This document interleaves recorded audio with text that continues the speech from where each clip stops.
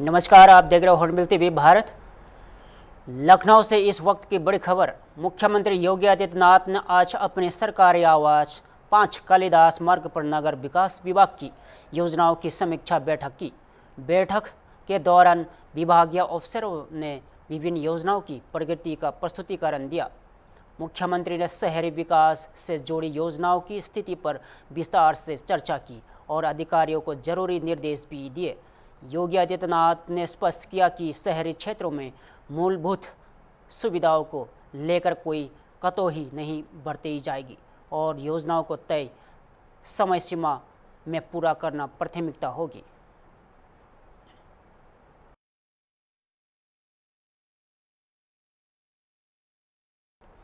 कर्नाटक विधानसभा में आज सियासी गर्मी एक अलग ही मोड़ पर पहुंच गई है, जब मुख्यमंत्री DK.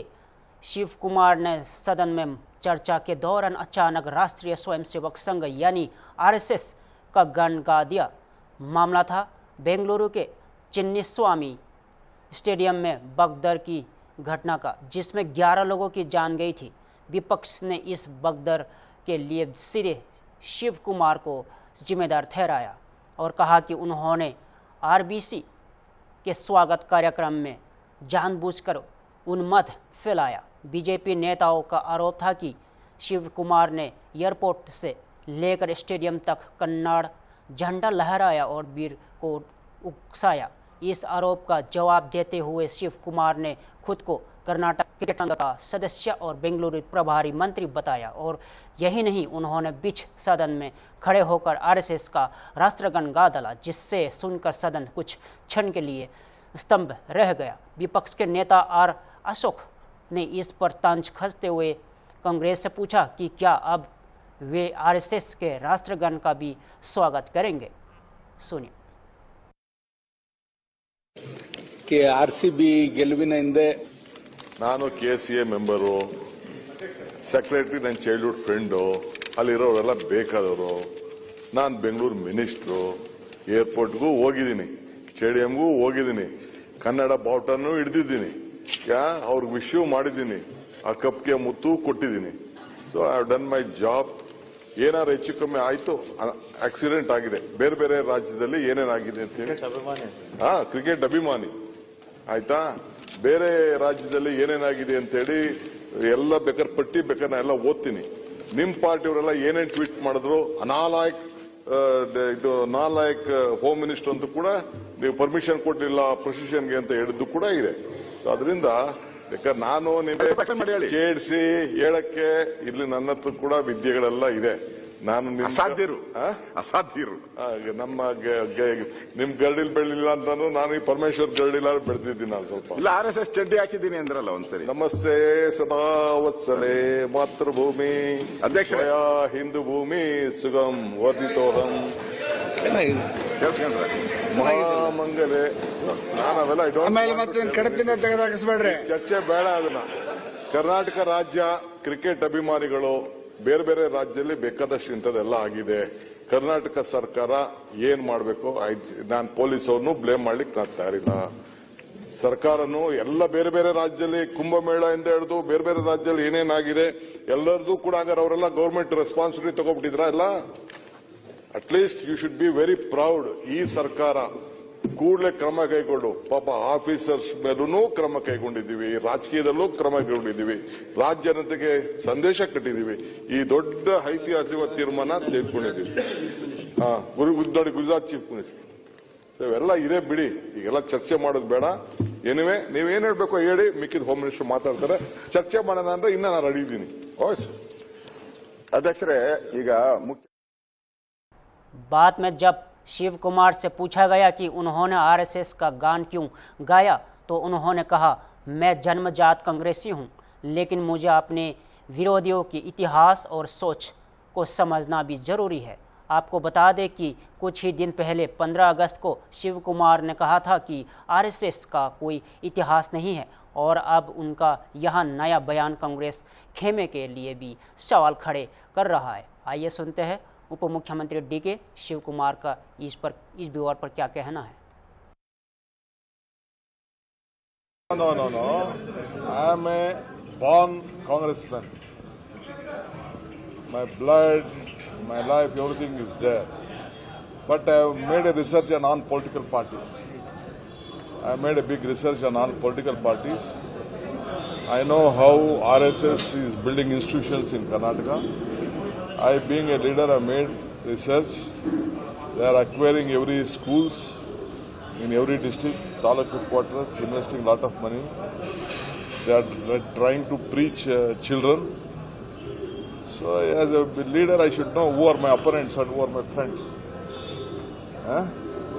So I just try to know about the RSS, the history of RSS.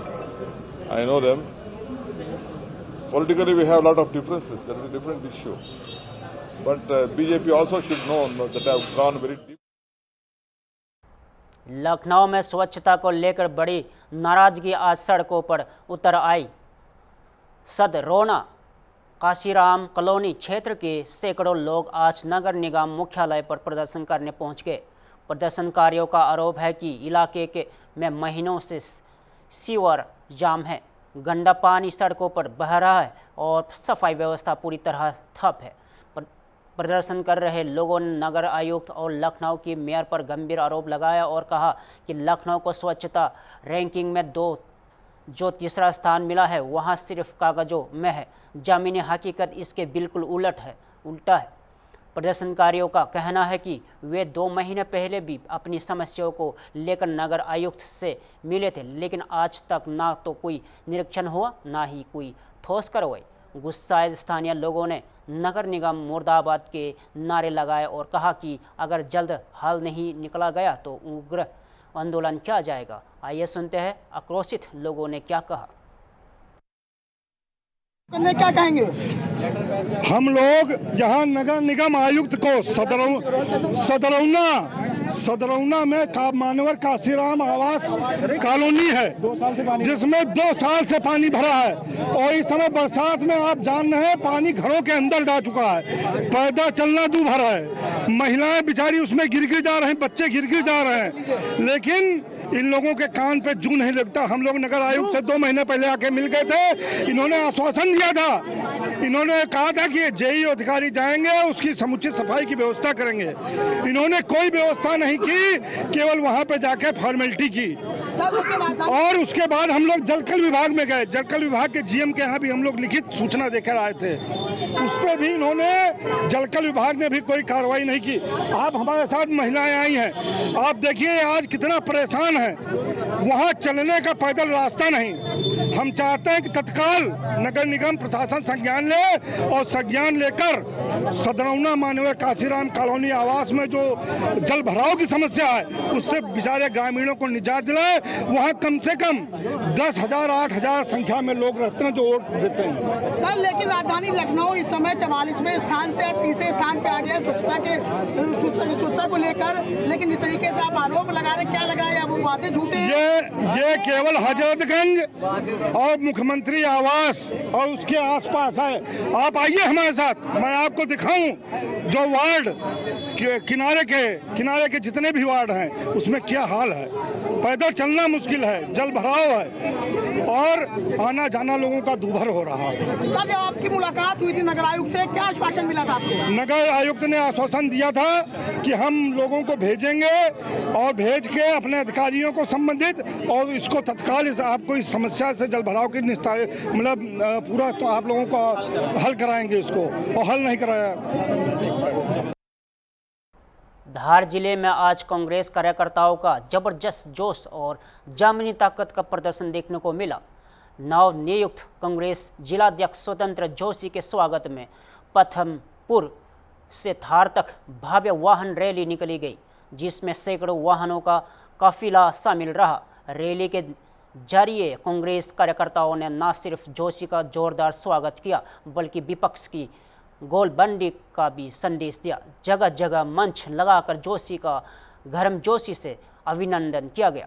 इस शक्ति प्रदर्शन में नेता प्रतिपक्ष उमंग सिंगार ने भी शामिल हुए, जिन्होंने मंच पर प्रदेश सरकार और मुख्यमंत्री मोहन यादव पर तीखा हमला बोला। सिंगार ने कहा कि मोहन यादव इतिहास बदलना चाहते हैं, लेकिन क्या वह श्री कृष्ण की लीलाओं और सनातन धर्म की कहानियों को भी बदलना चाहेंगे? उन्होंने बसपा सरकार पर वोट चोरी पर सत्ता में आने का आरोप भी लगाया। यही नहीं, उन्होंने छिंदवाड़ा कलेक्टर पर भी गंभीर टिप्पणी करते हुए कहा कि यदि वहां बसपा के गुलाम हैं तो आरएसएस की चड्डी पहन ले।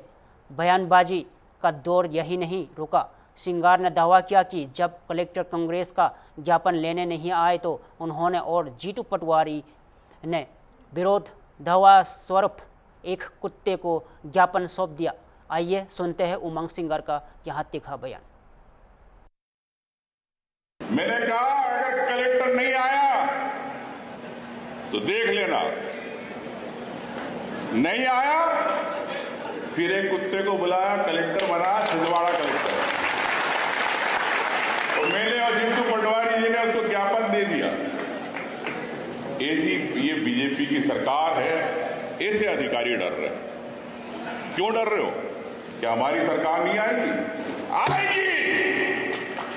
और जो ये दादागिरी करेगा, जो कलेक्टर इस प्रकार की करेगा, जो गुलामी करेगा, उसके साथ भी कांग्रेस पार्टी क्या करेगी? प्रिय बोला। देखिए, मैं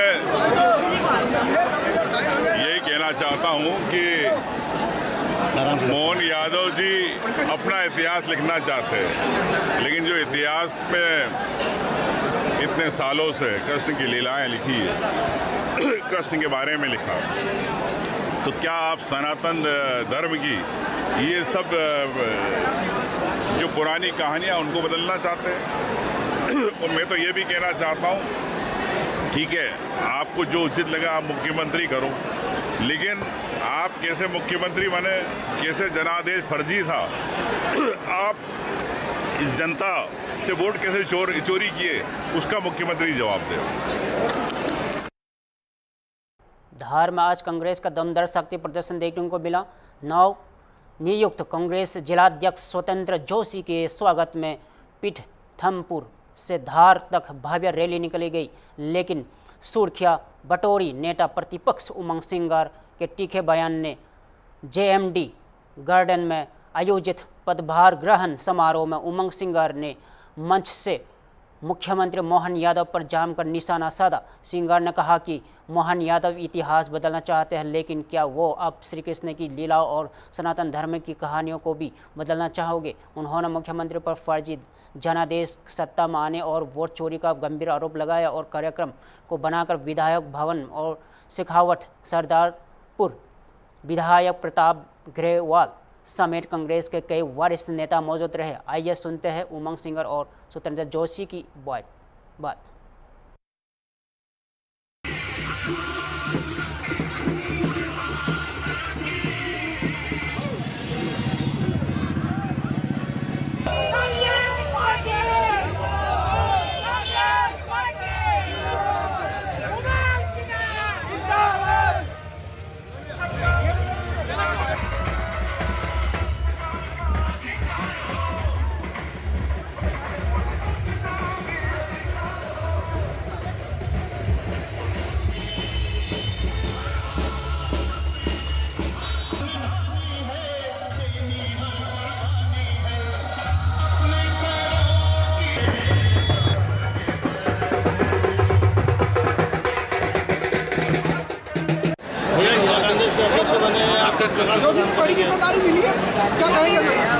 निश्चित तौर पे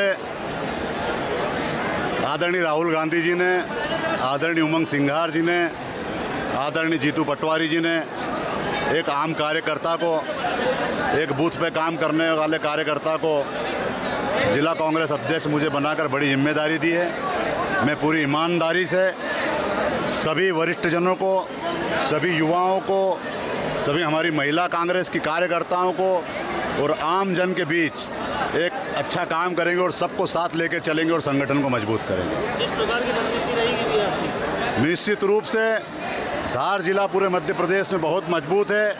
यहाँ पर कांग्रेस के 5 विधायक जीते हैं और आने वाले समय में हम मतदान केंद्र पर ब्लॉक स्तर पर ऐसी तैयारी करेंगे और हर कार्यकर्ता को मजबूत करेंगे कि 7 की 7 विधानसभा सीट आने वाले समय में हम कांग्रेस की झोली में डालेंगे, राहुल गांधी जी की झोली में डालेंगे। Thank you. बिहार दौरे पर पहुंचे प्रधानमंत्री नरेंद्र मोदी ने आज गया में एक बड़ी जनसभा को संबोधित किया, जहां उन्होंने अवैध प्रवासियों को लेकर बड़ा बयान दिया। प्रधानमंत्री ने कहा कि देश में अवैध रूप से रह रहे प्रवासियों की बढ़ती आबादी गंभीर चिंता का विषय बन चुकी है। उन्होंने ऐलान किया कि केंद्र सरकार एक जनसंख्यिकी मिशन शुरू करने का जा रही है, जो इस खतरे से निपटाने के लिए काम करेगा। प्रधानमंत्री ने स्पष्ट किया कि एनडीए सरकार किसी भी सूरत में इन अवैध प्रवासियों को देश का भविष्य तय नहीं करने देगी। आइए सुनते हैं प्रधानमंत्री मोदी ने इस मुद्दे पर क्या कहा। मैंने लाल किले से एक और खतरे की बात की है, और ये खतरा बिहार पर भी है। देश में घुसपैठियों की बढ़ती संख्या चिंता का विषय है। बिहार के सीमावर्ती जिलों में तेजी से डेमोग्राफी बदल रही है। इसलिए एनडीए सरकार ने तय किया है कि देश का भविष्य घुसपैठियों को नहीं तय करने देंगे। घुसपैठियों को बिहार के युवाओं के रोजगार नहीं छीनने देंगे। जिन सुविधाओं पर भारतीय लोगों का अधिकार है, उस पर घुसपैठियों को डाका नहीं डालने देंगे। इस खतरे से निपटने के लिए मैंने डेमोग्राफी मिशन शुरू करने की बात कही है। बहुत जल्द ये मिशन अपना काम शुरू करेगा। हम हर घुसपैठियों को देश से बाहर करके ही रहेंगे। आप मुझे बताइए, एक घुसपैठियों को निकालना चाहिए कि नहीं निकालना चाहिए? क्या ये घुसपैठिए आपका रोजगार छीन ले आपको मंजूर है? एक घुसपैठिए आपकी जमीन पे कब्जा कर ले आपको मंजूर है? एक घुसपैठिए आपका हक छीन ले आपको मंजूर है? बिहार के आप सभी लोग देश के भीतर बैठे घुसपैठियों के समर्थकों से भी सावधान रहिए। जान जाइए कौन घुसपैठियों के साथ खड़ा है। कांग्रेस और आरजेडी जैसे दल बिहार के लोगों का हक छीनकर घुसपैठियों को देना चाहते हैं। तुष्टीकरण के लिए, वोट बैंक को बढ़ाने के लिए कांग्रेस आरजेडी वाले कुछ भी कर सकते हैं, कितने ही नीचे जा सकते हैं। इसलिए बिहार के लोगों को बहुत सतर्क रहना है। भोपाल से आज की बड़ी खबर। मुख्यमंत्री डॉक्टर मोहन यादव ने आज नगर पालिका निगम द्वारा आयोजित एक भव्य समारोह में विभिन्न विकास कार्यों का भूमि पूजन कर सफाई मित्रों से सम्मानित किया और नियुक्ति पत्र वितरित किए। कार्यक्रम का शुभारंभ कुशाभाऊ ठाकरे सभागार में दीप प्रज्वलित कर हुआ, जहां मुख्यमंत्री ने रिपोर्ट के माध्यम से अमृत 2.0 योजना के तहत 582.32 करोड़ रुपए की लागत से जलापूर्ति और अन्य विकास कार्यों का भूमि पूजन किया। मुख्यमंत्री ने कहा कि भोपाल के अतीत का गौरव लौटेगा और शहर को पर्यटकों के लिए और भी आकर्षक बनाया जाएगा। धल झील की तर्ज पर बड़ा तालाब में सिकड़े चलाए जाएंगे और कार्यक्रम में कुल 55 अभ्यर्थियों को नियुक्ति पत्र प्रदान किए गए, जिसमें से 31 को अनुकंपा के आधार पर नियुक्ति मिली। मुख्यमंत्री ने भोपाल को स्वच्छ सर्वेक्षण में देश भर में दूसरा स्थान मिलने पर नगर निगम के सफाई मित्रों को शॉल और श्रीफल देकर सम्मानित किया। उन्होंने प्रधानमंत्री नरेंद्र मोदी के नेतृत्व में नगरीय निकाय में आत्मनिर्भर और सशक्त बनाने की दिशा में हो रहे प्रयासों की सराहना की और कहा कि आने वाले 100 वर्षों तक भोपाल के विकास में कोई कमी नहीं रहने दी जाएगी। और समारोह में मुख्यमंत्री ने भोपाल के स्वतंत्रता सेनानियों को भी नमन करते हुए स्वतंत्रता लोकतंत्र में उनके योगदान को याद किया। और आइए सुनते हैं मुख्यमंत्री मोहन यादव की इस अवसर पर दी गई विशेष प्रतिक्रिया। सरकारों के मामले में उनने मर्यादा रखी, हमें इस बात का गर्व है। एक तरफ वो हमारे इस लोकतंत्र में भरोसा रख करके, चाहे हमारे कमांडर इन चीफ की व्यवस्था हो या हमारे बड़े से बड़े अलग अलग प्रकार के सेना के अलग अलग अध्यक्षों की बात हो, कभी इस बात पे प्रश्न नहीं उठा कि लोकतंत्र से चुनी हुई सरकार को सैनिकों के अधिकारियों के माध्यम से अगल बगल के देश की तरह कोई उदाहरण बनाया जाए। ये कितने बड़े गर्व की बात है। आजादी के अमृत काल में हम पहुंच रहे हैं और हमारी सेना ने दुनिया के सामने अपनी सीमाओं के अंदर रहते हुए देश के एक तरफ जितने चुनौती भरे कठिन से कठिन हालात हो, बाढ़ हो, कोई दूसरी प्राकृतिक आपदा हो, सैनिकों और सैनिक अधिकारियों ने जान की बाजी लगा करके उन चुनौतियों से घर की चुनौतियों में भी अपनी मर्यादा में रहते हुए अलग से उदाहरण दिए। और जब सीमा के पार जाकर के भी पराक्रम का मौका आया हो तो सीमा के बाहर जाकर भी देश के दुश्मनों के साथ सेना ने सदैव हमारा। फिलहाल के लिए इतना ही। देश और प्रदेश से जुड़े हर खबरों के लिए जुड़े रहे भारत के साथ।